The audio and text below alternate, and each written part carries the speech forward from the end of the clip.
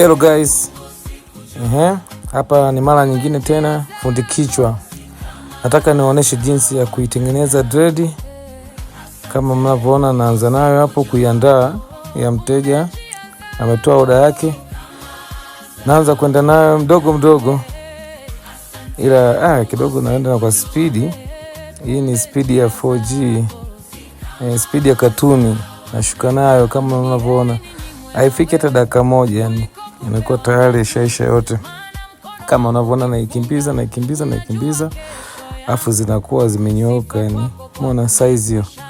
Huyu mteja alikuwa anataka size ambayo sio nene sana na wala sio nyembamba sana. Hii ni size ya kati. Na inapendeza sana ukiwa na mbana mtu style.